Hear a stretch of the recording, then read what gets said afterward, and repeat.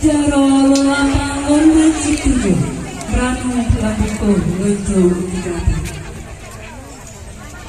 Kami tak boleh pasai tunayong, kami tak gayong hijau hujan. Dino terbuatnya petugas payung, tanda terima baru berbuka. Buat cara baru buka. Nedang dekat payung kuning, doa payung yang berbuka. Teruskan payung kuning kami berbuka.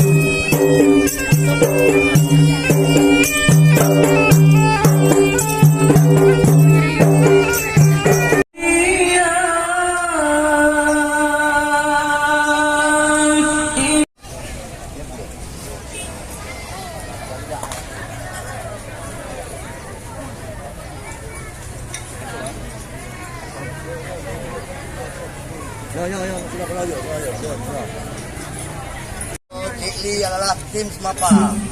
Ya, barang siapa yang boleh untuk terima jamaah Semapa, hubungi Cik Lee. Kami panggilkan ibu-ibu pengantin dan payung kuning agar dapat berdiri.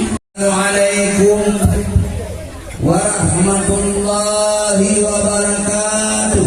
Waalaikumsalam warahmatullahi wabarakatuh.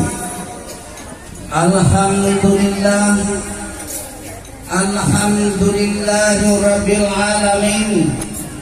Wassalatu wassalamu ala asyrafil anbiya'i wal mursalin, imamil muttaqin sayyidil huril muhajjalin, wa ala alihi wa sahbihi mujahidin nastahil. Walhamdulillahi rabbil alamin. Segala puja saban-saban berkaya kepada Allah yang terhuri kurang dan iradah hadrannya.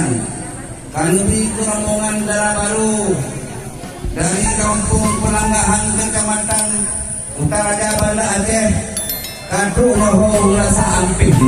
Alhamdulillah. Selaun dan saling saban-saban berkaya sanjung sadikan akhir pemeliharaan Nabi yang paling raya Muhammad sallallahu alaihi wasallam beserta keluarga dan sahabatnya di Bandung yang saban-saban memperjuangkan dan menegakkan kalimat la ilaha illallah Muhammadur Rasulullah yang tak pernah berubah umat manusia dari alam jahiliyah kepada alam Islamiyah yang tak pernah kita rasakan.